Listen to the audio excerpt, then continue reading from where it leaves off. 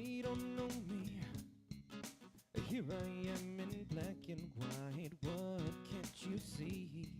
They say I'm drifting far off to sea. Why is it so sad that this is how I'm gonna be?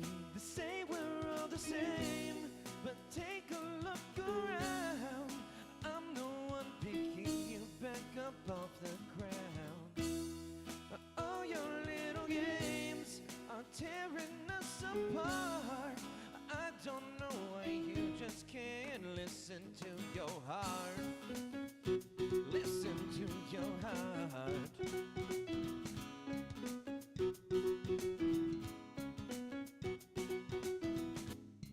They say I'm a faker, the king of bullshit. We'll take it or leave it, 'cause this is all you're gonna get. They call me a sinner, this I can't contest. Hey, it's life, you're gonna have at least one regret. All my little faults are seeping through the cracks. I don't know how much I can take if I'm gonna last.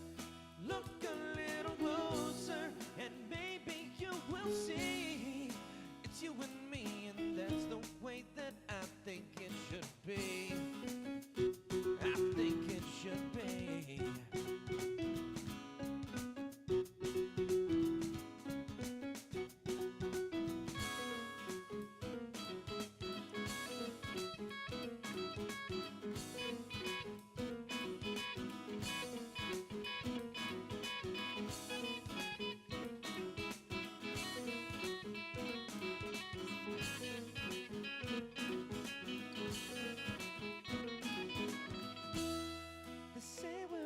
Same, but take a look around.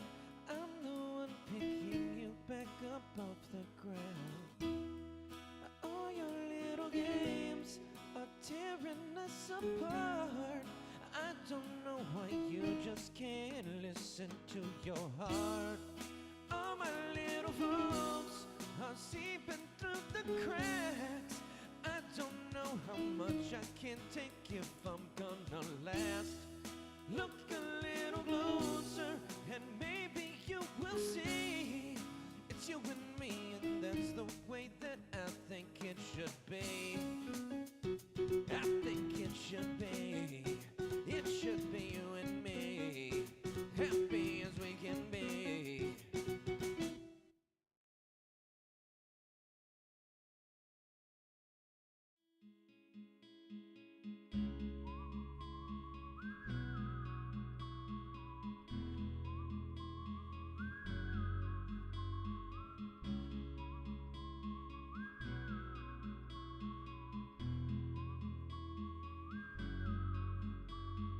Sitting here thinking about all the things I've done. Oh my, oh God, it kinda makes me wanna run. Losing control, don't know what came over me. It must have been my friend Jack come visiting here.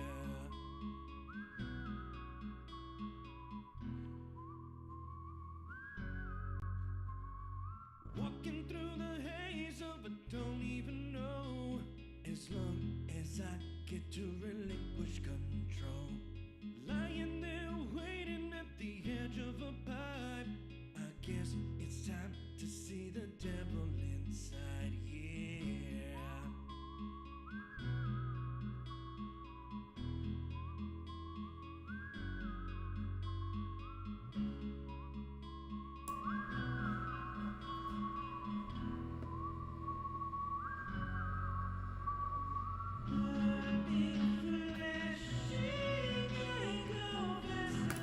Good afternoon, ladies and gentlemen. Welcome. Y'all are here for day 9 of Teen Driver Education, the Hernandez Driveway. And today we're going to be discussing performing basic vehicle maneuvers, natural law, and car control.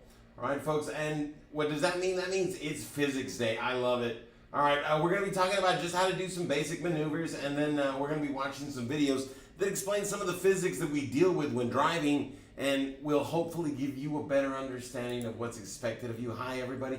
Hope everyone's having a fantastic day today. Let's just jump right into today's lesson and get crack-a-lackin', folks. All right, let's get going right away. There we go. Performing basic vehicle maneuvers, natural law and car control. You guessed it, the Hernandez driveway. All right, everybody. So, right here. So, mirror usage. Drivers should be scanning their mirrors constantly when driving, whenever there's a change in the environment. Remember, a car passes you, you pass a car, you approach an intersection, you approach an on-ramp, an off-ramp. That is a change in the environment. Something's going on, speed limit drops, anything changes. Just make that quick scan. Check, make sure everything's okay. We look inside, outside driver, outside passenger, and then back to forward. Now, sometimes there's a bunch going on, and we have to take a couple seconds to really look. All right, well, do that. 1, 2, okay, that's good. Back to forward. Because we don't want to take our vision, we don't want to be not paying attention to what's happening ahead of us for more than 2 seconds, 3 seconds at a time, right? So if you spend 2 or 3 seconds looking at one of your mirrors, immediately go back to front and center and then get your next one. If that one also needs a little bit of an inspection, go back to front and center and get your next one. And always be accustomed to that. If you got to take that long look, check center, check in front of you, make sure everything's okay, and then continue on your mirrors. But you do that over and over again. Right? And only when stuff is really busy are you taking that extra time. The rest of the time, we're just getting a picture of what's going on around us. Now, when braking, you should always check.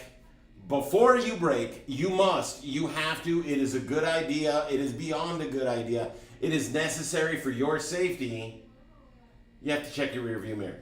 If you need to emergency brake, a freaking pterodactyl lands in front of your car, we still got to check that mirror. Because if there's a car right on our tail, if they're tailgating us, and we slam on the brakes, they're going to hit us, and we're going to hit that pterodactyl, and then it's going to eat us, all right?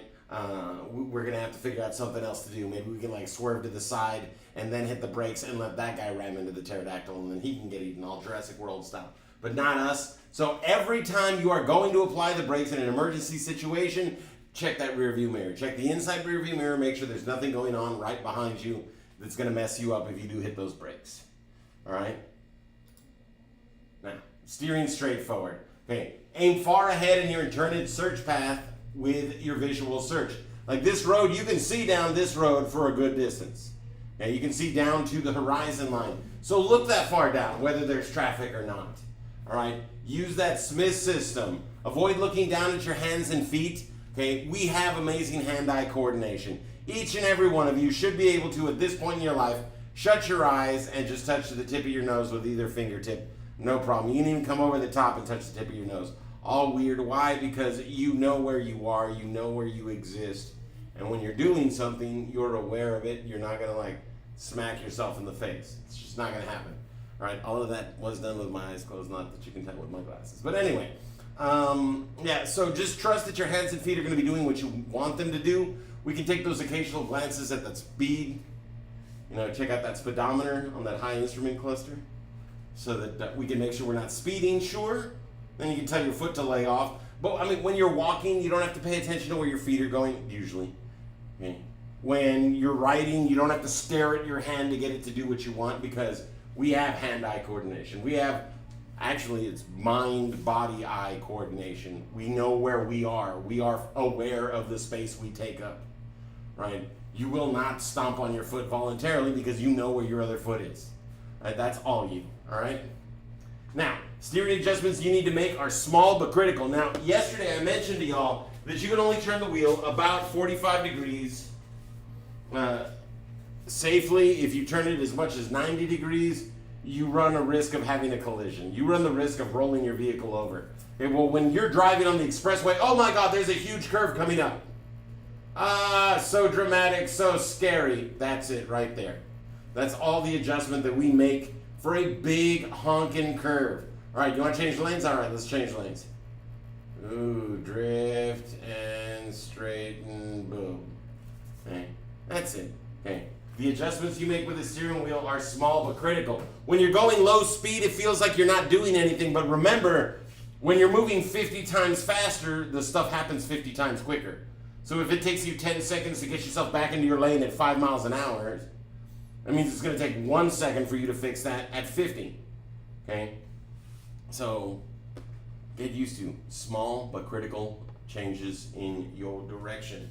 Now, do you drivers tend to turn the steering wheel too much or not enough? Oversteer or understeer? We're going to show you exactly how the control works. We're going to have you do some stuff.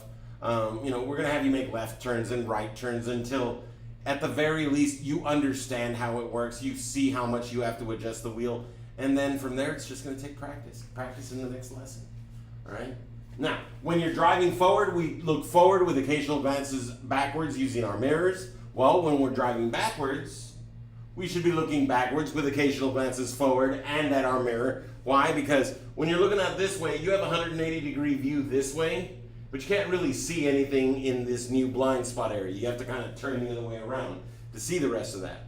So instead of doing that, we just look forward and check the mirror. Let it see what's there in that area. Check those side mirrors, check the rear view, and then back to looking back. Okay? Now, if you want the car to turn right driving backwards, you turn the steering wheel to the, here's the steering wheel to our 2023 Pretendo. And, you know what? Let's go ahead and simulate reverse driving. So, I'm going to turn the steering wheel this way and oops, oh, sorry. Forgot I was in drive. Here, let me back it back up. There we go.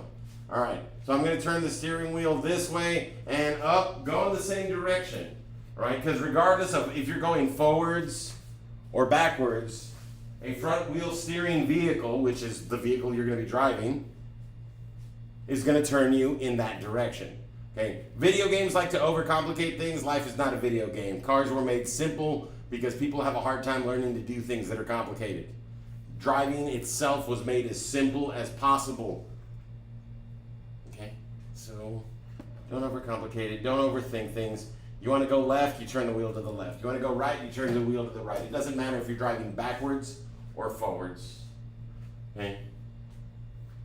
So, this right here is the reversing position. Now, when we tell you to start backing the car up, none of you are going to want to jump into this position right away, immediately, automatically, unless you've already told yourself, this is the position I need to be in. Everything that you do, every decision that you make, every time you follow our instructions perfectly or kind of adjust them, you're making that decision. You're in control. This is the position we need to be in. There are some alternate positions, but it's basically the same thing. You need to get those shoulders turned, because if you don't get those shoulders turned, you can't get that head turned very far. And to turn your shoulders very far, you want to rotate your hips as well. So you're going to like kind of scoot over onto one hip as you rotate and turn for this. Okay, but here's the instructions, right? Hold the brake pedal down and shift the vehicle into reverse. Okay? Turn your body to the right and put your right arm over the back of the passenger seat and look back through the rear window. Why do we put our hand back here? That gives us another pivot point, another area that we can press on to get more rotation so we can see better to the back. Okay? Put your left hand at the top of the steering wheel at the 12 o'clock position. Why do we do one hand at the top? Because one hand at the top engages your rotator cuff, right? And even the slightest movements are going to be a big movement on that shoulder. You are going to feel that. You are going to be aware of that movement. This, when we walk like this, just kind of running, we'll smack our hands into bushes and things, and there's an arcade cabinet in my living room, and I've hit my hand on it at least a dozen times. I know it's there, but my elbows don't really tell me where my hands are going until I'm actively using them. All right, so the elbows aren't great reporting systems, but your shoulder tells you the second anything's going on, because your shoulder has very, very limited mobility. It can only turn so much. Extend it beyond that point and things get painful. Right? So you put your arm up there, or your hand up there at the 12 o'clock position to engage that shoulder and that rotator cuff so that you are aware of any movement that your hand makes. Okay? Now release pressure on the brake just enough to allow the vehicle to start moving backwards very slowly. Okay?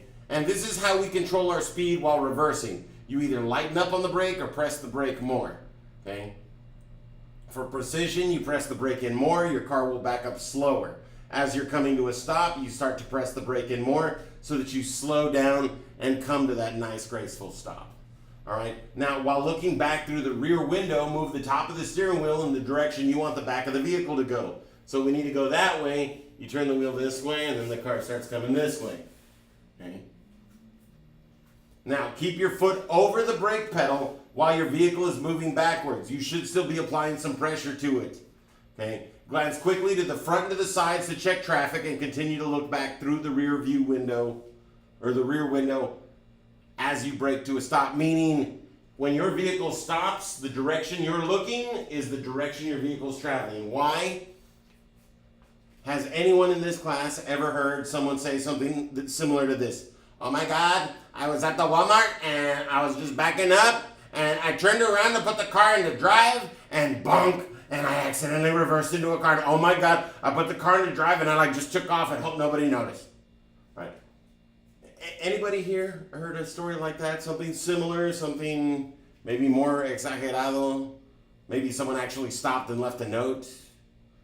The thing is that the reason this happens is because we're doing this. We're backing up and we're paying attention to where we're going, and right before we can collide with something, we look back and try to pay attention to something else, and then oops, and I just hit the tables right here.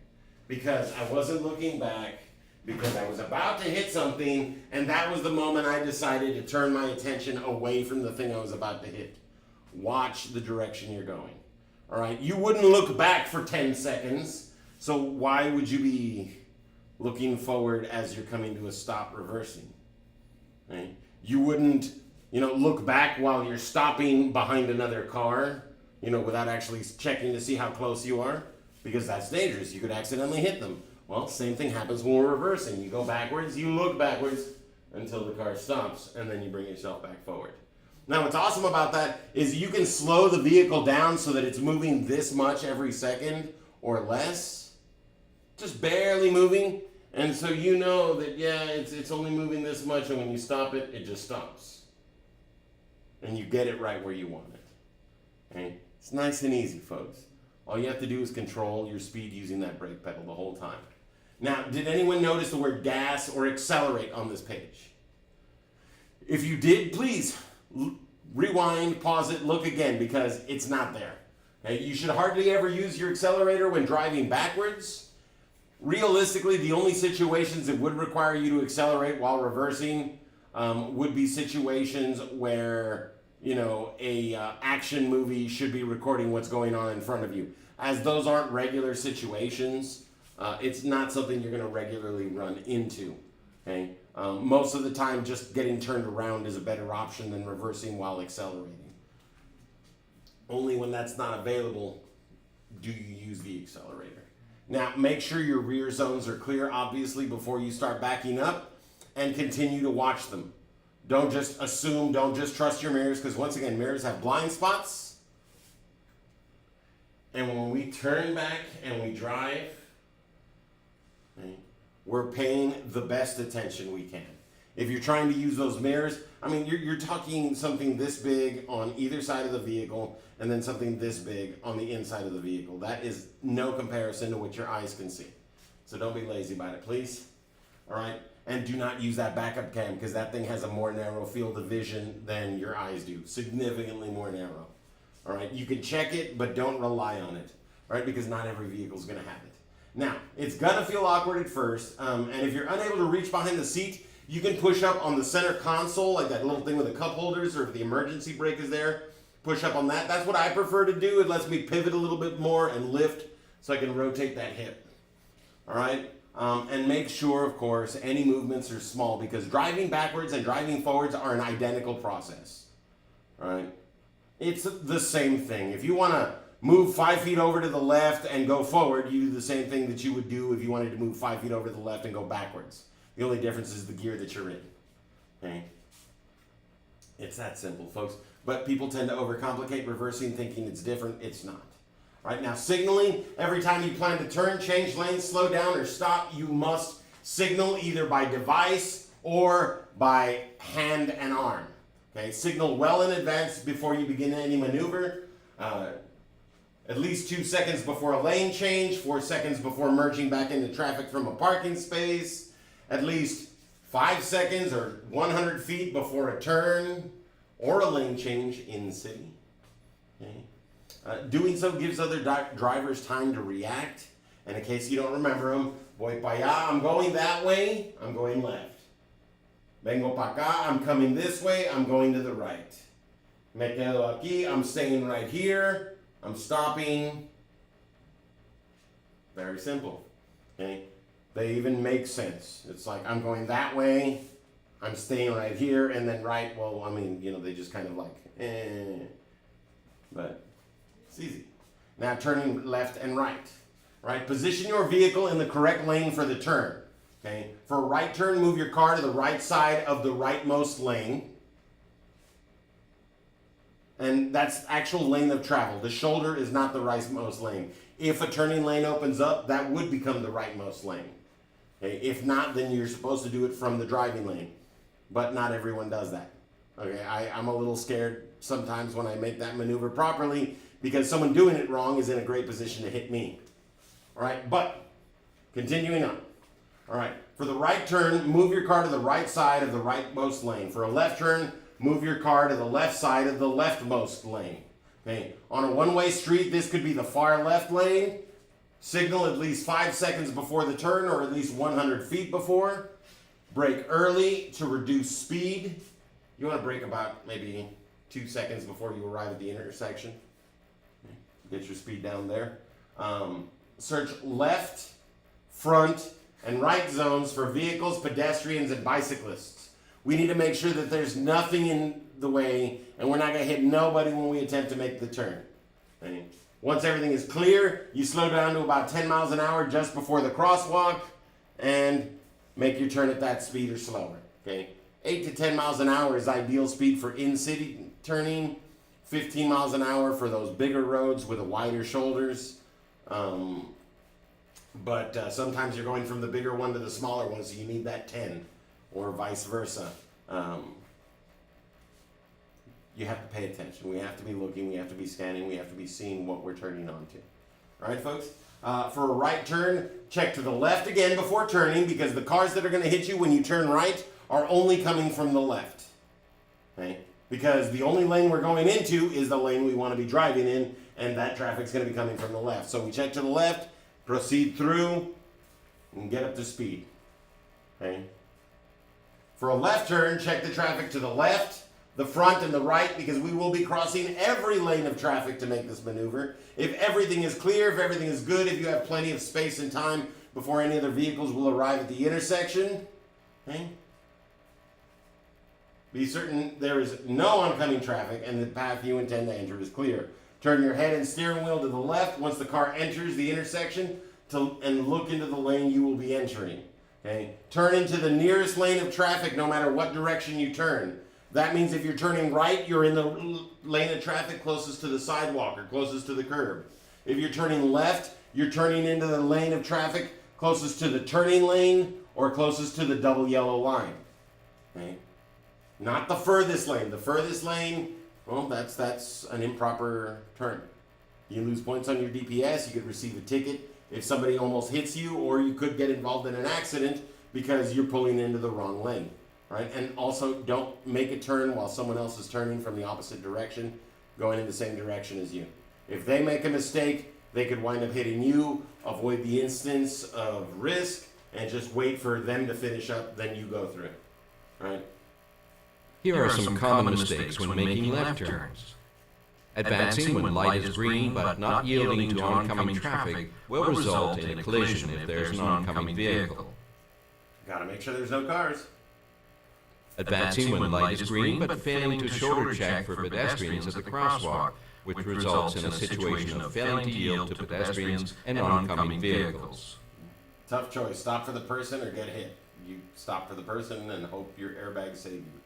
Turning too wide as a result of excessive speed may cause a collision. Also, a potential hazard is created by drivers who accelerate towards the intersection to beat a flashing hand signal. At a high speed, the vehicle is unable to turn into the left lane. Instead, it enters into the right lane, forcing the other vehicle to take evasive actions. Turning left at the same time as a right-turning vehicle is turning into the adjacent lane. This situation creates crash potential. A large vehicle waiting to make a left turn from the opposite side may obstruct your view of oncoming vehicles. Taking a risk and turning left while unsure of oncoming traffic may result in a collision. That one's always dangerous. Don't just be like, I think there's nothing coming. Finally, following another vehicle into the intersection is not permitted. Only one vehicle should advance into the intersection at a time.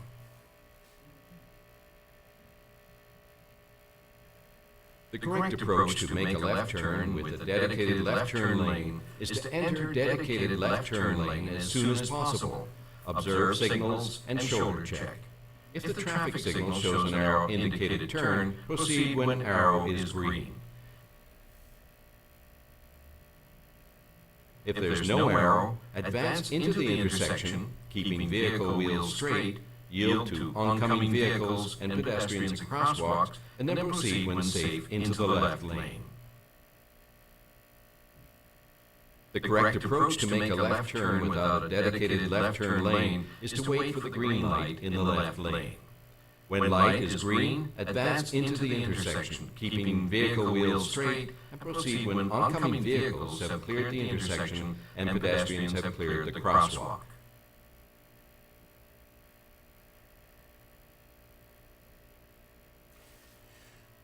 Very helpful little video. Please.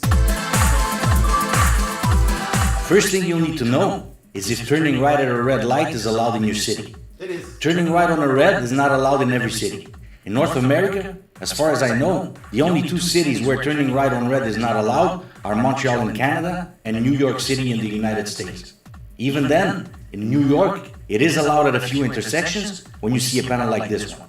However, even in cities where it's allowed, it may not be allowed at every intersection. So first thing you should look for, it's if there is a panel like this one. If that's the case, turning right on red is prohibited at this particular intersection, sometimes at all hours, sometimes just at certain hours. You also have to come to a complete stop before turning. So you could see this as a stop sign if you're turning right. No matter if there are vehicles or pedestrians coming or not from the other directions, you still have to come to a complete stop. Be careful with this one, especially at the exam.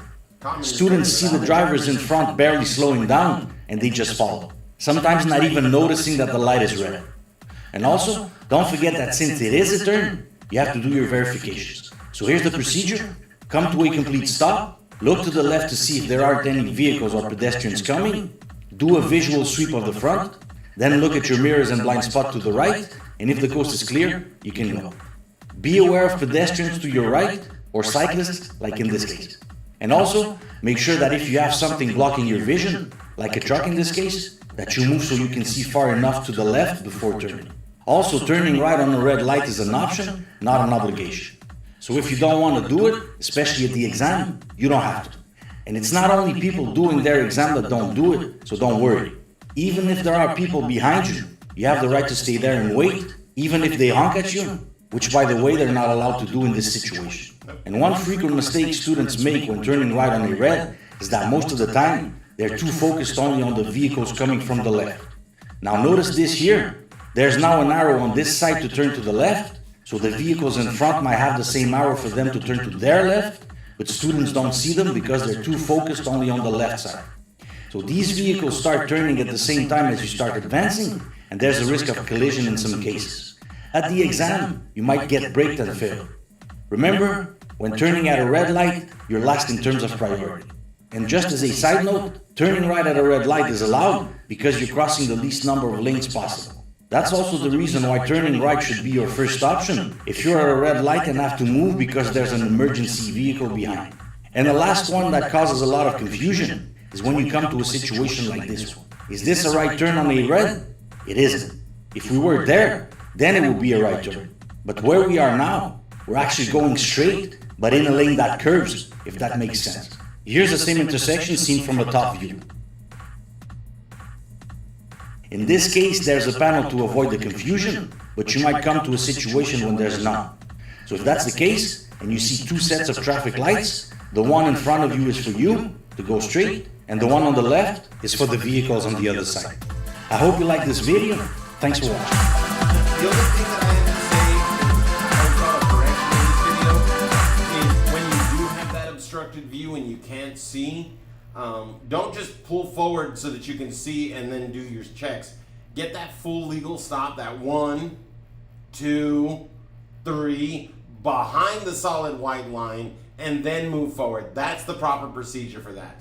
All right, you don't just move forward. If you move forward during the driving test because you couldn't see past a vehicle next to you, well, you're going to lose points for position because you did not complete your full stop behind the line. And then if you forget to make sure you get those 3 full seconds, any stop less than 3 seconds on your driving test is an automatic fail. Anytime you leave the roadway during your driving test is an automatic fail. If you turn in front of someone and they have to slam on the brakes, or the instructor has to hit the brakes because you're about to do something dangerous, that is an auto fail, okay? Because all those things are illegal, right? So just keep that in mind, folks. Now, lane changes. All right, before deciding to make a lane change, consider whether it is necessary, beneficial, and legal. Okay, look for an opening in the rear of traffic that might occur. Put your signal light on, all right?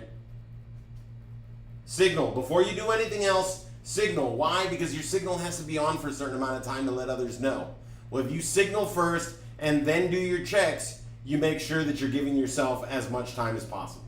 All right, check your mirror and your blind spot. If you're moving to the left, you look over your left shoulder. If you're moving to the right, you look over your right shoulder. Okay? Gradually ease into your new lane. And when we say gradually ease, we mean this. All right, you're driving straight road, you want to change lanes, boom. Just that little change right there, and your vehicle's going to slide over, and then you just straighten out, and then bam. Okay. Now, why do we do that? Because at high speed, if you try to do this to change lanes, you run a very high risk of losing control. Okay? So a lane change should be drifting into the new lane. And you know you did it right if you turn the wheel so little that when you straighten it back out, the turn signal indicator doesn't turn on for you, then you move the wheel the amount you need it to. If the turn signal indicator turns itself off on its own, like if you were making a lane change to the left and it turns off when you straighten out at the end, that means you turned the wheel too much. Right? That means that you turned the wheel too far and you did not take your time making that lane change. And that does get dangerous, especially when we're talking about in rain, at high speeds, things like that. Right? Now, once you are fully in the new lane, release the signal lever, check behind you, and get the best speed and lane positioning to blend in with traffic flow. Okay?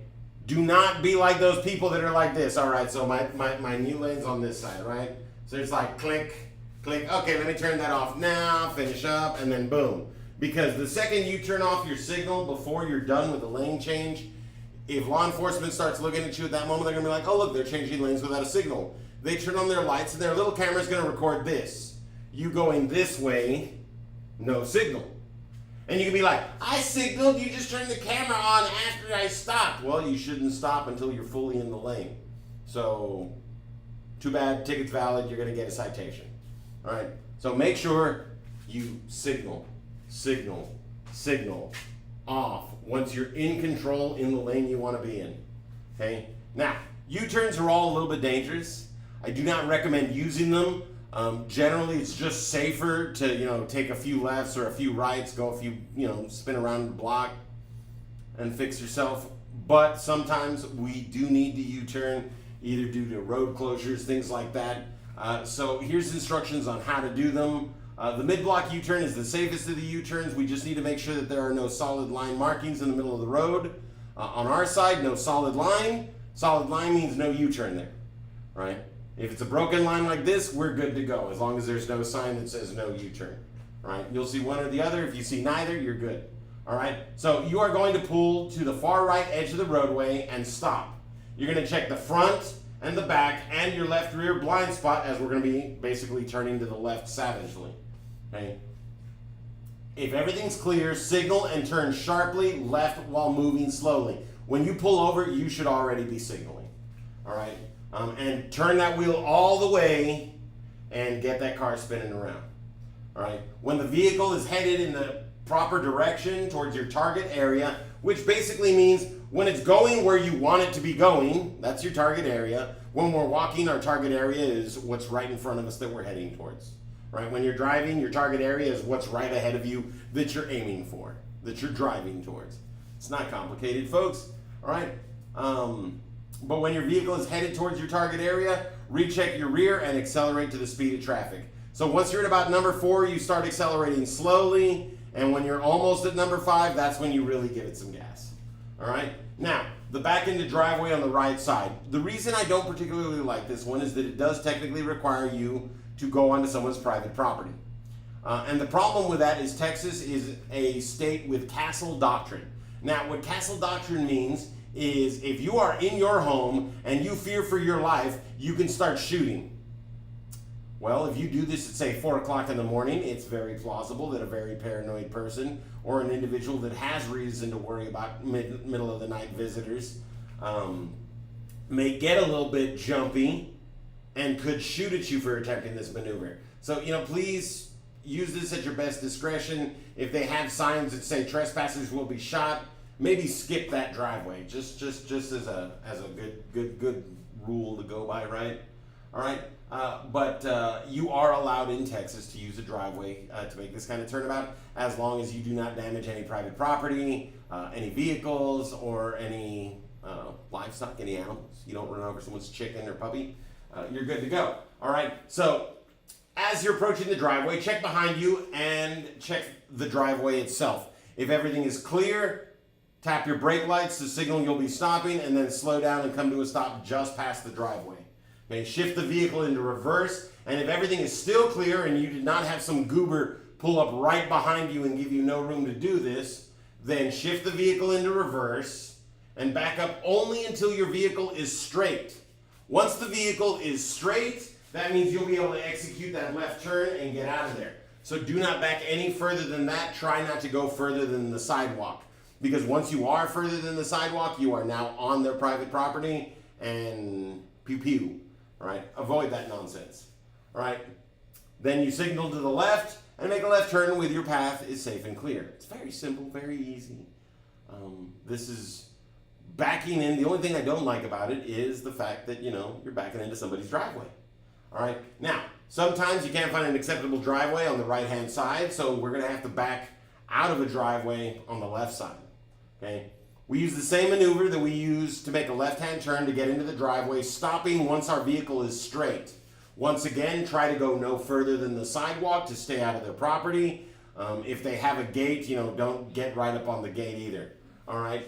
Use the same procedure for making that left turn, get in there and stop, and then make your checks. If there is no traffic coming, no pedestrians walking behind you, back out into traffic only until the vehicle is mostly straight. Stop the car, put it back into drive, and continue forward in your new direction.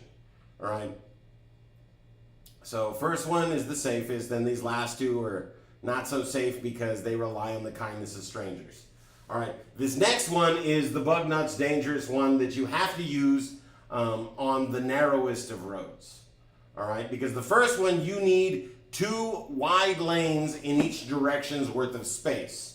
So that means a driving lane and wide shoulders. That's super doable. This is to be done when you only have 2 lanes of room.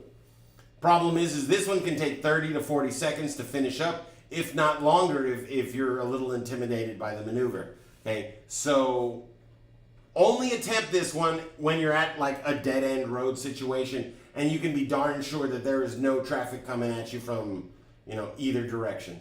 Okay. Any other time, this takes too long and is dangerous. You never want to do this on an actual busy road.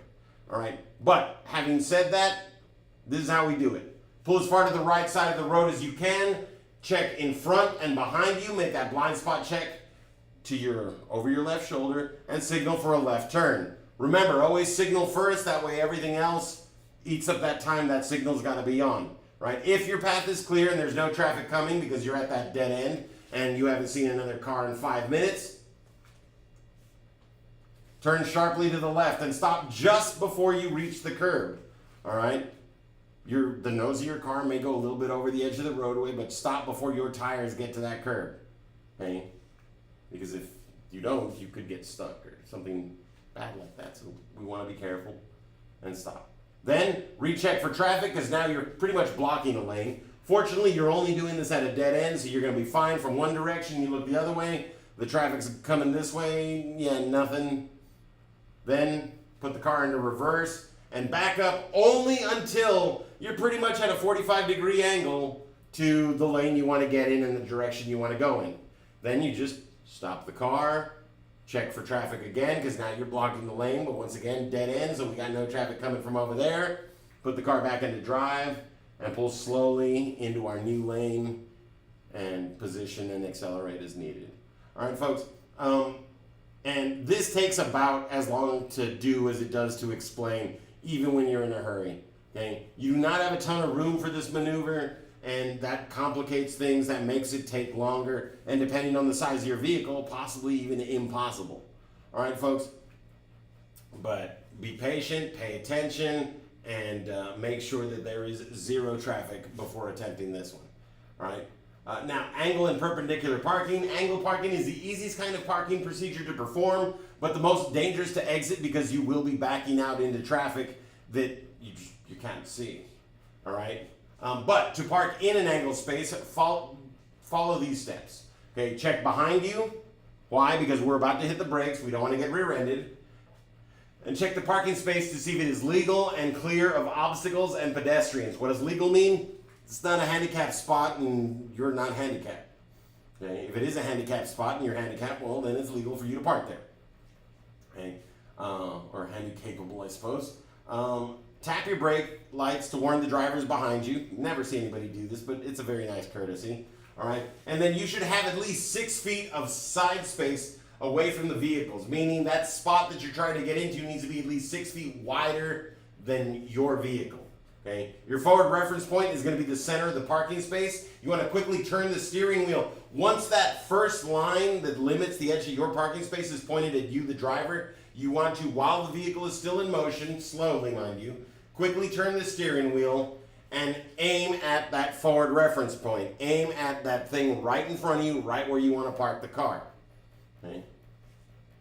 Line up with a target at curbside, such as a parking meter. Straighten out the car and tires. Do not let your vehicle hang over a sidewalk. That is not only impolite and dangerous, it's also illegal. Right? If you block off a whole sidewalk and someone goes behind your car to get around you and they get hit by a vehicle, it could be your responsibility because you didn't park so as to allow pedestrian traffic. All right? Place the tip of your bumper even with the curb, not over the curb, please, folks. All right? And then to perpendicular park, you follow the same steps, except you're going to need at least 8 feet of side space from the parked cars, and you want to pull out as far away from the vehicle before executing it, just like you would a right or left turn, depending on what direction you're coming from. All right, so don't get too excited, folks. We are doing 2 chapters today, so we are going to have more after this. All right, so let's go ahead and skip to the one with the answers. There we go. So the rear view mirror should be checked, must be checked whenever you apply the brakes. All right, it's not once every 10 seconds. You check when the situation changes, when the environment changes. That could be once a minute if you're driving on a lonely road by yourself. All right, more often than searching the target area. Well, the target area is what is in front of you. And so, no, we don't check our rear view mirror more often than we look forward. That's crazy. And then whenever you see a speed limit sign, if that's the only time you're checking your mirrors, you're in trouble, folks. We need to be looking regularly and constantly to stay out of danger. Right, number 2, which statement is true? An angle parking space is the easiest type to get into. Okay? Angle parking at the curb is not safer than parallel parking. Backing out of a perpendicular parking space is not safer than backing into the space. And parallel parking is not the most dangerous of all parking types. Okay. Now, when backing up, you should use your mirrors to supplement looking at the rear window, because you're still going to have blind spots because we can only see so much. All right, we're looking down our car. We got the metal and stuff inside. Make sure to still use your mirrors to supplement. And if you have a backup cam, check that too. But use your eyes primarily. Trust them. Okay? And then use the photo to answer question 4. The driver is using a hand signal to show that she is making a left turn. All right, she's going that way, and that is to the left because the driver's side is on the left side of the car, right? All right, folks. Now, which statement is false? Backing is as safe as driving forward is bunk. It is not as safe because you do not have anywhere near the visibility that you do. Now, the control is the same, but it's not as safe because you can't see as much. All right? So, yeah. And then, in case you didn't know, convex mirrors do give a wider view than flat mirrors. Convex mirrors are like those ones in the grocery store, the convenience store, that curved mirror. That's a convex mirror. There's a word for the day if you didn't know it. Now, during a parking maneuver, you begin steering at your forward reference point. As a matter of fact, whenever you're driving, you're constantly steering at the forward reference point. Parking is just when we make the car stop moving for a little while. But at all times, that's what we're aiming at. We're aiming at what's ahead of us. Now, when we're backing up, we look backwards and our forward reference point is behind the vehicle, but it's forward to us because we're looking that way. So it's always your forward reference point, the direction that you're going. But that's walking, that's running, that's bicycling, that's everything. All right? You got to know where you're going to stay safe. You can't just blindly not pay attention to what's coming up because then you get hung up, you trip over a uneven thing, stuff like that. Right? So forward reference point when driving, but when you do everything else too. All right, so now physics, right? I love this part. Natural law and car control, the Hernandez driveway. All right, so physics review.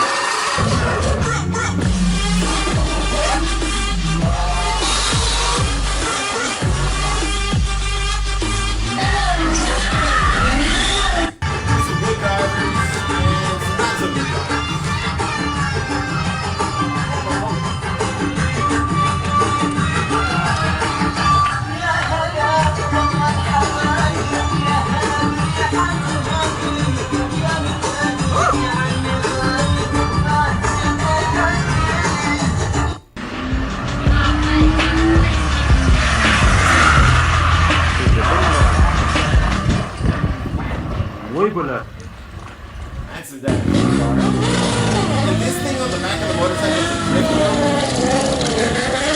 I am not crazy with this to install something.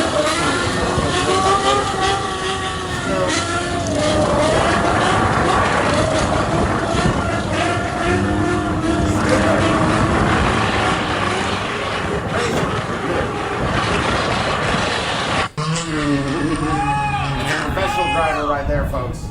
Even professionals make mistakes when there's no traction. Right?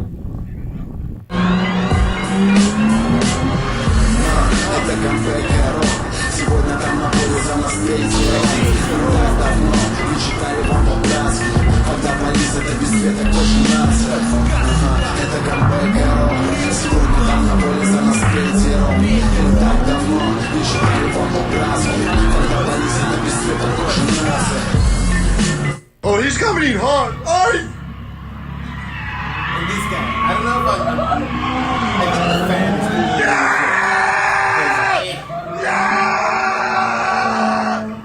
Number one, baby! Number one, what? I don't know. I'm curious. And then this guy, like a boss. This is professional driving right here. Look at this. Oh my God, he's gonna go off road. Nah, just kidding. Just had to avoid those trees. What if I land to my sky? And then I'm gonna do something crazy. Never mind, police. Just kidding.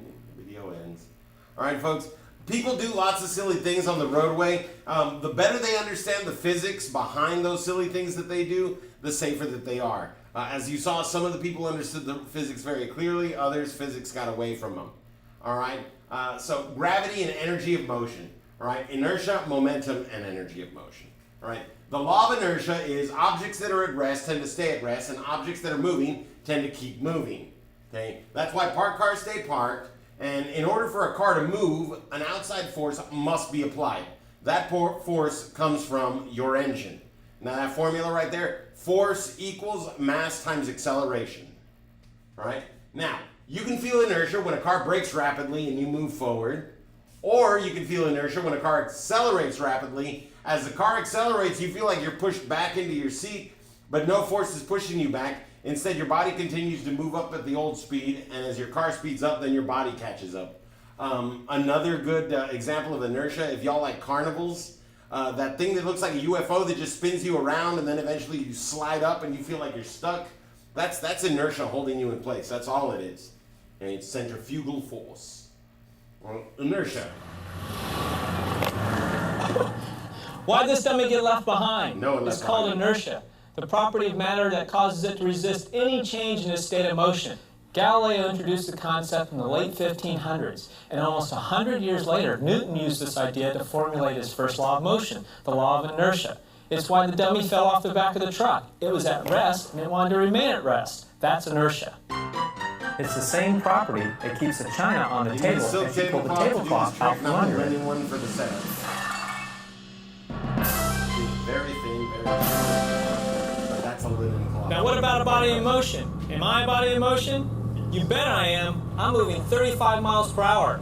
But from one perspective, it may not look like I'm moving at all, because in relationship to the passenger compartment, my position isn't changing.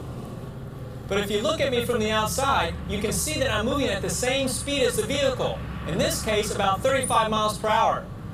And if Newton was right, and we know he was, I'm going to keep on moving at the same speed until an external force acts on me. Now, what does this mean to occupants of a moving vehicle? Watch this.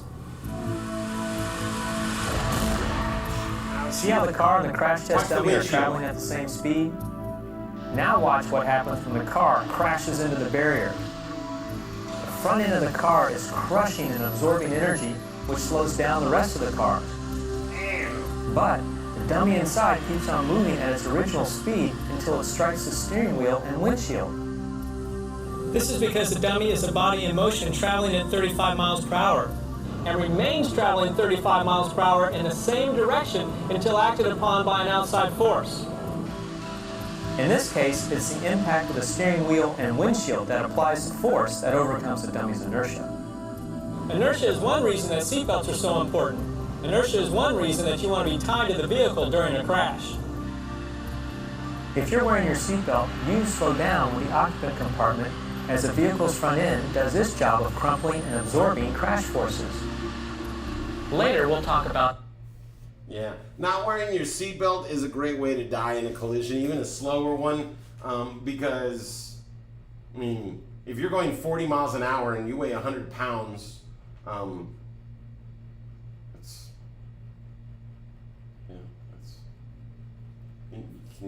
y'all do that math? It's 4,000 pounds of force to your head, hitting the windshield. 4,000 pounds. That is ridiculous. All right, folks. So don't skip the seatbelt. Seriously, really don't. Now, inertia, momentum, and energy of motion. Right? We got momentum here. Momentum is the tendency of an object to stay in motion. The amount of momentum depends upon the object's weight and speed. Right? An object also has energy of motion, known as kinetic energy. Right? The energy an object acquires as it moves. All right? That's why when a football player is charging and they impact is oof, and you can hear the impact, that force, because they're building up kinetic energy as they build up momentum, and then boom, that all meets. All right? And that's also why trains can't stop. Your average train weighs, in the neighborhood of 400,000 pounds, if not more. Okay? That traveling at 60 miles an hour is going to take a ridiculous amount of distance to stop, because the numbers we've been learning are for vehicles that weigh 3,000 to 4,000 pounds going those speeds. This is something that weighs 100 times as much, so it could take 100 times as far. That's why it can take over a mile for a train to stop. And that's why, folks, we always let you know, never try to beat the train. Even though it's all around us, energy is tough to conceptualize. Scientists have had difficulty defining energy because it exists in so many different forms. It's usually defined as the ability to do work, or as one of my students says, it's the stuff that makes things move. Energy comes in many forms. There's radiant, electrical, chemical, thermal, and nuclear energy. In relating the concept of energy to car crashes, though, we are mostly concerned with motion-related energy, kinetic energy. Moving objects have kinetic energy. A baseball thrown to a batter, a diver heading toward the water, an airplane flying through the sky, a car traveling down the highway, all have kinetic energy. My favorite kind of energy right here. But energy doesn't have to involve motion.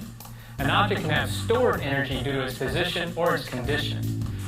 This is a device that delivers a force to a crash dummy's chest to test the stiffness of the ribs. The force is a result of the kinetic energy being transferred from the pendulum to the dummy's chest. As the pendulum sits at its rated position, its potential energy is equal to its kinetic energy at impact. When it is released and begins traveling towards the dummy's chest, the potential energy transforms into kinetic energy. If we freeze the pendulum halfway, what is its potential versus kinetic energy? They are equal. When has the pendulum reached its maximum kinetic energy?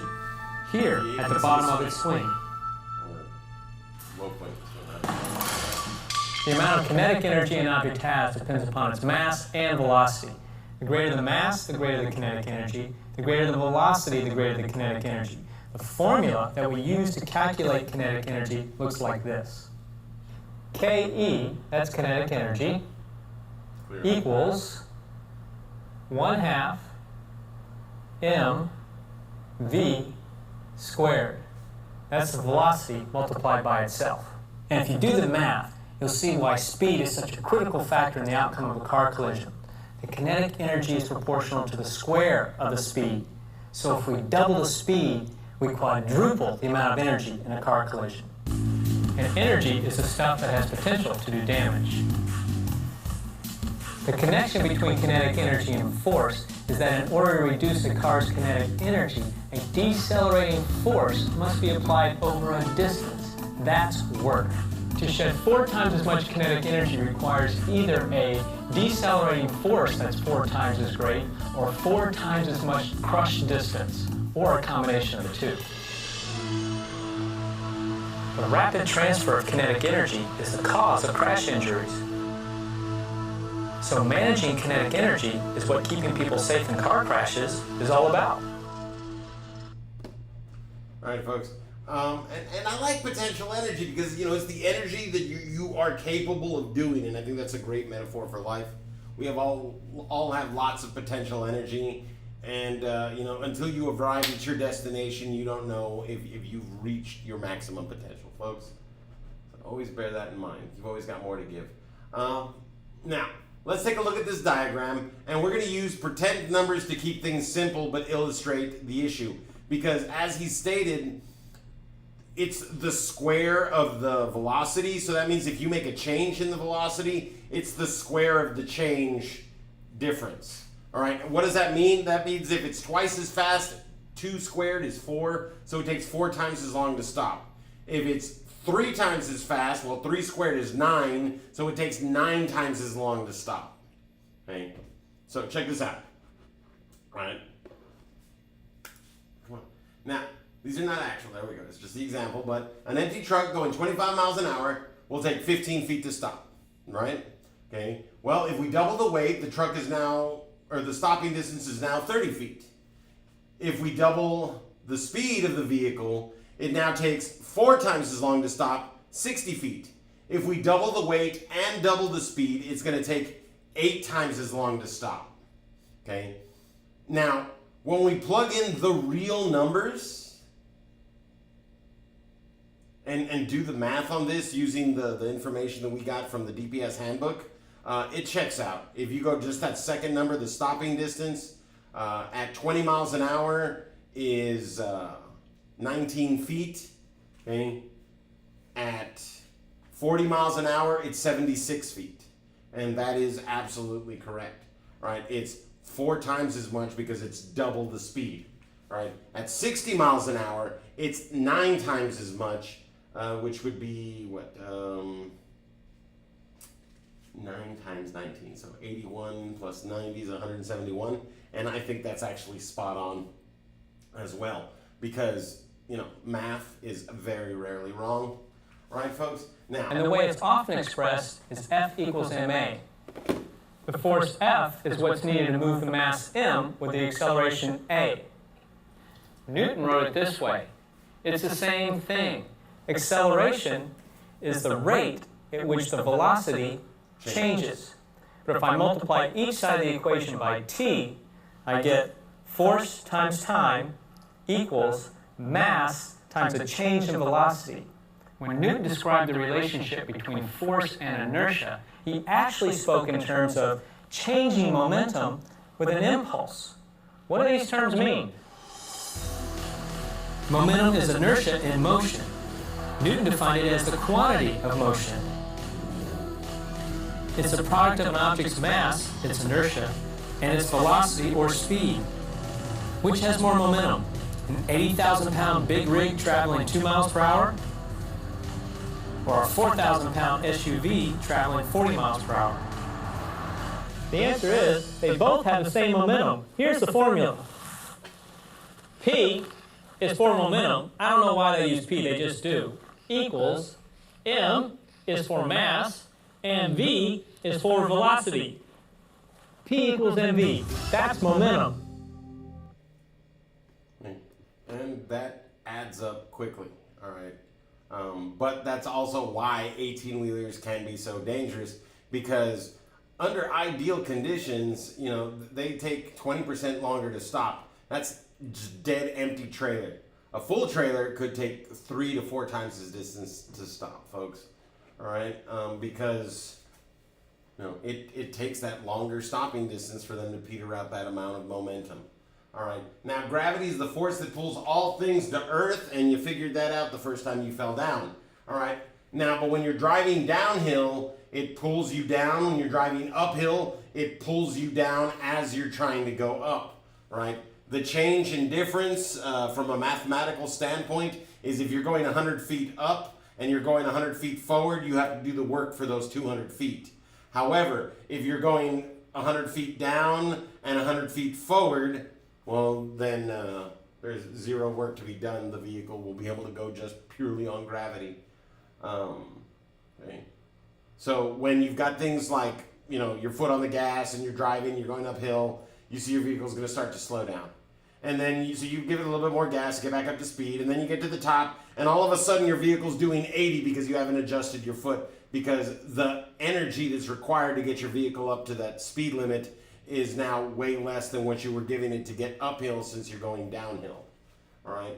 Downhill driving will increase your speed, and it will take much longer to slow down, so we need to be careful. Now, center of gravity is the point around which an object's weight is evenly distributed.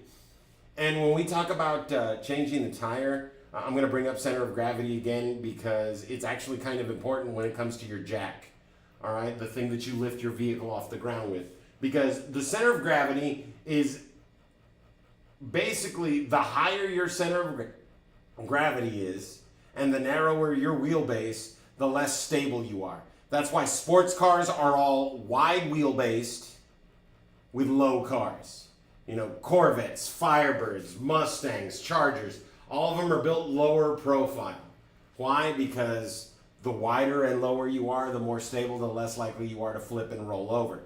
Well, when something has a high center of gravity, it's also then more likely to roll over. That's why vehicles produced by the company Jeep all have roll cages installed, because they know they're creating vehicles with a high center of gravity that people use recreationally for things that require that high wheel access, right? But that does also mean that it's more likely to roll over. And because it's likely to roll over, they automatically just install those roll cages to keep you safe in the event that it does happen. That's not installed in every vehicle, though, so, you know, you get in trouble when that center of gravity, you lose control and you get that rollover, you get that tumble. Right? Now, friction and traction, and I love this slide because it's kind of scary, to be honest. Now, friction is the force that keeps each tire from sliding on the road. Traction is the friction created by the tire on the road itself that moves you. Right? Now, when you drive on the expressway, you have thousands of pounds of steel traveling upwards of 75 miles an hour around a curve, and the only thing that's keeping the car on the ground are these 4 little patches of rubber. Isn't that terrifying? You're flying down the road, you got all this metal, and that's the only thing in contact with the road. That's what's keeping you on the straight and narrow. That's what's keeping you in control. So next, we're going to talk about tires and inflation. All right, tires, tread and traction. Tread is the groove surface of a tire that grips the roadway, and it's also the reason why tires do not float when they hit water. All right, if your tires were smooth when you hit water on the roadway, instead of driving through and splashing, you would skip across the surface like if you've ever skipped a stone across a pond, because the water has nowhere to go, you can't disperse it, and boom, you're going to bounce. All right, the more of the tire that's touching the ground, the better the traction that you'll receive. So the more of these grooves, the wider your tires, the better shape you're going to be in. Okay? So hydroplaning. Hydroplaning is a term commonly used to refer to the skidding or slipping of a car's tires across a wet surface. Hydroplaning occurs when a tire encounters more water than it can scatter. All right. What a hydroplane actually is it's kind of like an underwater wing, and when a boat is moving fast enough, that underwater wing raises the boat to the top of the water level, and it just kind of skips across on those. Well, your tires do the same thing when you hit too much water for your tires to scatter at a speed too high for you to be able to roll through, right? We can do two things. We can get better, deeper tread on our tires, or we can slow down. Guess which one's easier to do while you're in motion? Slow down. That's why when it starts raining, we reduce our speed to stay safe, all right? The tread, the grooves that are designed to channel the water from beneath the tire, this is what creates higher friction with the road surface and can help prevent or minimize instances of hydroplaning. But if your tires are old and worn out, well, when you hit water going too fast, hydroplaning is exactly what's going to happen. But the Valley has this great thing that we really don't have anywhere else in the U.S. Used tire shops. If you see that one of your tires is going bad, or even all of them, if you can't afford to replace them all at once with brand spanking new, you can go down to several used tire shops and find quality, something decent that's going to last you another 10, 15,000 miles while you save up to get yourself another set of tires, right? And that's not an option anyone else has. Now, inflation and traction, all right? So in what unit of measurement do we measure tire pressure in? Does anybody happen to know this one? We got anybody that's already helping out mom and pops when it comes to making sure the tires stay good? There's my tire gauge. Hey. We measure in PSI. That stands for pounds per square inch. All right. So most tires are filled to between 30 and 35 PSI. All right. What does that mean? Well, let's consider this as a square inch, right? And so that means there are 30 pounds of air pressure pushing out on that inch. And now for every inch of the tire, the tread and the sidewall, that's that donut looking part, okay, there's 30 pounds of pressure pushing out, keeping the tire properly inflated, all right? For every inch, there's another 30 pounds of pressure inside the tire, okay? It's a lot of air pressure. That's why we can't rely on things like a bicycle pump to help us out in an emergency. It's best to, have some kind of type of electronic compressor or ability to get that tire to a shop.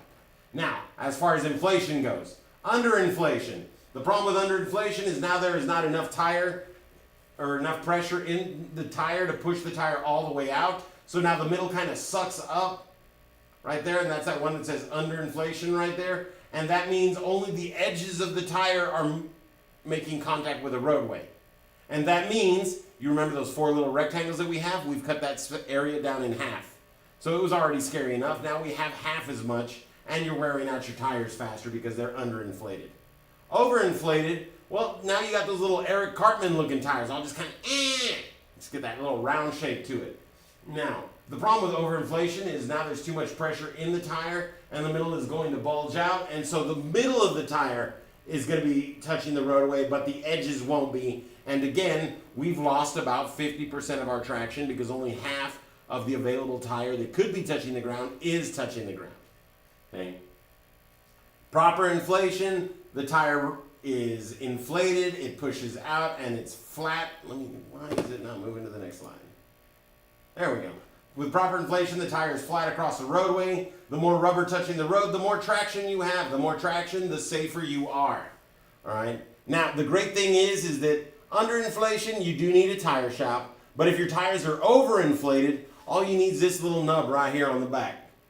All right, so you check the tire, you see it's overinflated, you flip this around, and you press 1, 2, 3. Flip it back around, put it over the little valve, and press down until you hear no air escaping, and then count again. All right? And then check it again. Look at the difference. It was overinflated by, say, 10 pounds, and it went down by 1. Okay, that means in 9 seconds, we should drop 3 pounds. So let's check that out. 1, and then you try it again, or flip it, release, and then try it again. 3 seconds, no, we didn't release 3 pounds, or within 9 seconds, we released 5 pounds. See, so now we're closer, and again, we just do a couple seconds and measure, a couple seconds and measure. Overinflation can be repaired anywhere. Underinflation, though, you need a shop, you need a compressor, you need a pump, okay? Now, your tires, you can tell a lot about your vehicle based on the kind of damage that you're looking at, all right? If you have anything like the feathered wear or the chamber wear, there's something wrong with the alignment of your tire or the position of your tire as it meets the roadway. That's why it's wearing out like that, okay? Spotty and chopped wear, you have multiple problems. And a wear indicator is just like a little dip in the tire that doesn't have that little piece of tread. So you can see, the difference between the two. Does that look like it's almost with the flat, smooth part, or do we still have a nice little chunk of tread above that limit? All right. Checking your tires regularly can let you know when problems are just beginning and can save you lots of money because a new set of tires can run anywhere from $600 to $800 for most cars. If not more, because some vehicles have expensive tires. My brother's cars, $800 a tire. Woof, can't stand his Raptor. All right, but that can save you hundreds of dollars in repairs if you catch problems early. All right. Now, if you allow tires, shock absorbers, or your steering system parts to wear, traction and control will be reduced. Less traction, less control, less safety while driving, folks. All right. So one of the things we do is tire rotation. Why do we rotate our tires? Because the front tires pivot. The front tires turn where our back tires are just going straight. So if we take those front tires and move them to the back and bring those back tires that haven't been pivoting and move them forward, we're extending the life of the tires by evenly allowing them to wear out. Right? But if you don't do so, then those front tires are going to wear out faster. All right, fluid changes and refills. There are individuals my age that are unaware that cars take brake fluid. If you've ever heard a car squealing as someone is turning, like, but it's only specifically when they're turning their car, that's a power steering fluid level issue. That could be fixed with $3 worth of power steering fluid, probably less than $3, because that's the canister, right? You could use like a third of it and fill it up most of the time, right? But people don't know this. Please become familiar with your vehicle when you have your own or the one that you're allowed to drive, and find out what fluids are in there that need to be checked and refilled. Because a vehicle low on brake fluid could refuse to stop when you're trying to stop and lead to your untimely demise. All right, so just checking things like that can make you safer. Right? What fluids do we have to check in our cars? It varies from vehicle to vehicle. Okay, we need to know where our motor oil is. We need to know where our windshield washer fluid is, and we should be using the legit stuff, not water. We need to know where our radiator fluid goes in, and we should be using the legit stuff, not water. We need to know where our brake, our power steering, if that's a thing for our vehicle, our transmission, if that's a thing for our vehicle. It just depends on what kind of vehicle you have. Some vehicles now have electronic power steering and enclosed transmission systems that just will not lose oil because it's all sealed up. And then tire pressure checks. Anytime there's a greater than 10-degree temperature change, you should check your tire pressure, right? And then once a week, just check your tire pressure. Just make sure everything's okay. Regular checks are going to keep your tires in good shape. All right. Now, before we check it, we need to know to what level it needs to be filled. So we go to our tire and we locate the PSI. Or you can go to your owner's manual, or my favorite spot, the easiest one, there's a sticker on the door panel. All right, and that will tell you on the driver's side how full your tires need to be. All right, the tools, all you need, one of these little guys, a little pressure gauge. Just close it right up, Pop it on there. Once you have a seal and you hear no more air escaping, you've gotten a true reading. You look at whatever number that is. If it's above your target location, you let air out. If it's below your target location, you put more air in and try it again. Right? If you go past, like if you're trying to get 35 and you hit 37, just let those last 2 pounds out. 1, 2, check it. 1, 2, check it. 1, 2, got it. Okay. Remember, don't try to let it all out at once. It's easier to fix the thing. Awesome. Yeah, no, absolutely. You go ahead. Thank you for letting me know. All right. And then tread check. All right. Now, the law requires for you to have a minimum depth of tread. You can buy a tire gauge or you can do the penny test. And I've been using the same penny to illustrate how the penny test works because it's so easy since I started here. Because all you got to do is you take the little penny and you grab Mr. Lincoln so that you're dunking him head first. Okay? And then you just lower his head into your tread. Now, like right there, that position, the tread has not even touched his hair and the coin is frozen. That would be not enough tread. You want to give the president a nice little flat top and your tires are good. All right? If you do not have at least that much tread depth, you will not be able to adequately scatter water while driving on roads at high speeds, and you're at high risk of hydroplaning, right? So if it's just barely touching the president's head, you don't have enough. If you've got enough to give him a flat top or more, you're good. All right, if you got a big old truck and the whole penny goes in there, awesome. There you kind of want to judge by once Mr. Lincoln's head is able to fit in there. Once you can't fit the whole head in on those giant tires with the huge bits of grip, or the huge bits of tread, then it's a good time to start changing tires. At least that's what my brother told me. Now, checking traction. Check your rear zone, make sure no traffic is near, and brake gently to see how your vehicle responds. If your vehicle does not slow or your anti-lock brakes start to work, reduce your speed even further and try again. All right? Energy of motion and traction will work on your vehicle as you drive around curves.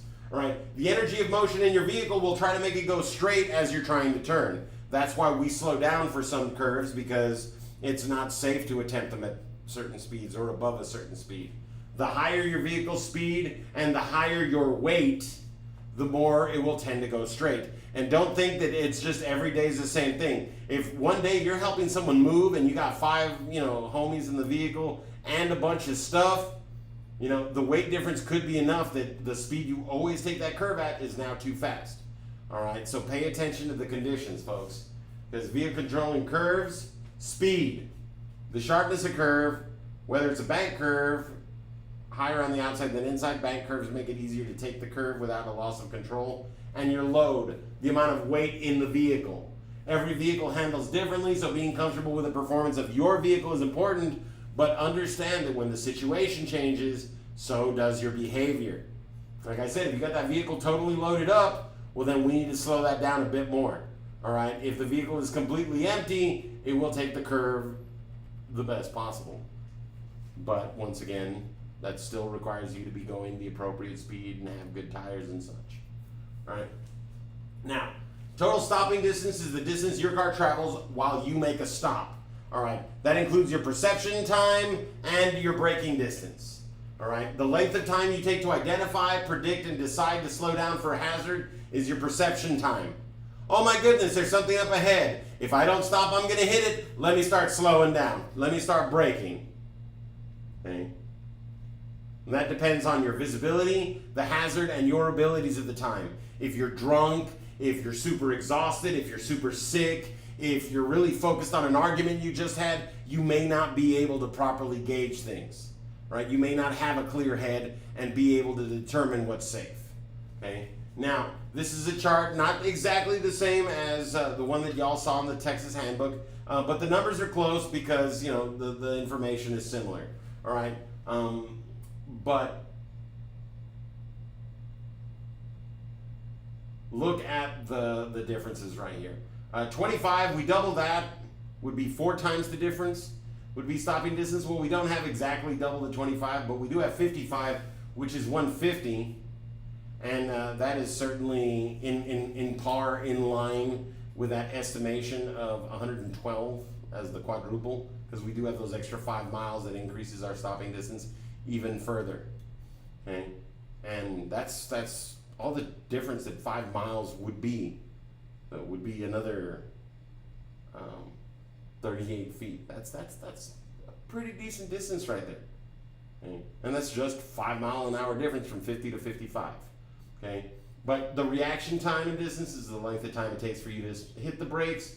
Then your braking distance, that second figure, is the distance that it takes your vehicle to stop after the brakes have been applied. And that's under ideal conditions. If your vehicle is overloaded, overweight, then it could take twice as long to make that stop if you've doubled the weight on it. Okay? Now, force of impact, force with which a moving object hits another moving object.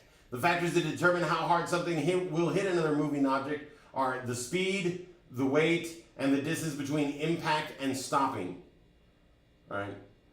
So, force of impact. Here's my favorite demonstration of impulse. I have 2 eggs, same mass. I'm going to try to throw each egg with the same velocity. That means they have the same momentum. Sluts. Mighty Ducks fans, soft hands. If the impulses were equal, why do we have such dramatically different results? The wall applies a big stopping force over a short time. Zero The crush. sheet applies a smaller stopping force over a longer time Lots period. of crush. My students say the sheet has more give to it. Both stop the egg, both decelerate the egg's momentum to zero, but it takes a smaller force to reduce the egg's momentum over a longer time. In fact, so much smaller that it doesn't even crack the egg shell. Now let's relate this to automobiles. Both of these cars have the same mass, and both are traveling at the same speed, 30 miles per hour. Like the eggs, they have equal momentum. As a result, it will take equal impulses to reduce their momentum to zero. One car will stop by panic braking, and the other by normal braking. If both drivers are belted so they decelerate with their vehicles, the driver of the car on the bottom will experience more force than the driver on top. This is because if the impulses must be equal to decelerate each car's momentum to zero, the driver that stops in less time or distance must experience a larger force and the higher deceleration. The young lady was in the one emergency stopping, and as you saw, she had that big reaction. The other guy, you couldn't even tell when he was stopping. You just had to look at the background and see that he was. All right. Now, controlling force of impact. 3 collisions occur when a vehicle hits a solid object. 1, the vehicle hits the object and stops. 2, you fly forward and hit the safety restraints or the inside of the vehicle. And then 3, and this is the one that causes so many injuries and takes lives so quickly, is occupants may suffer internal collisions as their organs impact inside their bodies. 1, 2, concussion. 3. All right. And it's not just a concussion. A strong enough impact can damage the other organs inside your abdomen too. You know, those pesky important ones that keep you alive and digesting stuff. All those can get damaged. All right. And that's why, you know, they say you don't feel the accident until the next day, because you're not aware of all that internal stuff that's going on. All right. Now, safety belts and airbags are active and passive restraint devices. An active restraint device is something that you have to put on, like a seat belt. A passive restraint device is your airbag, right? They work automatically. Okay, the airbag is the ultimate example of passive restraint device. All right. Now, safety belts and airbags. Airbags deploy at speeds of over 200 miles an hour. All right. So that's mass times velocity. So even if it was only 1 pound of air pressure, and it's not, but even if it was only 1 pound of force traveling at 200 miles an hour, that would be 200 mile an hour punch to your chest if you were too close to the airbag. And considering how fast those airbags inflate and how rigid they are once they do, it's probably closer to the 3,000 range. So it's a good idea to make sure that you have 10 to 18 inches between your chest and the steering wheel to prevent that, you know, Kimbo Slice forced punch to your chest in the event of an accident. All right. And then in order to prevent injury to your arms, you want to keep your hands ideally between 9 and 3 and 8 and 4. We are trying to not teach 10 and 2. All right. 10 and 2 is no longer adequate because of the size of the airbags and the way that they work now.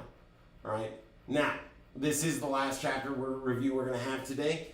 So, if a vehicle increases its speed from 20 miles an hour to 60 miles an hour, its braking distance will increase by.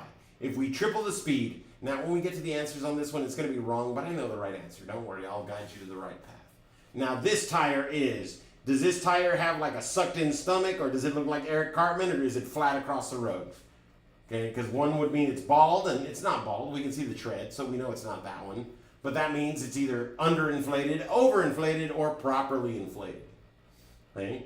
To correct the skid, as you turn left in a curve, do you brake gently and steer right, brake gently and steer left, accelerate quickly and steer towards your target, or release the brake or accelerator and look and steer towards your target? Which one of those do you do to correct a skid as you turn left in a curve?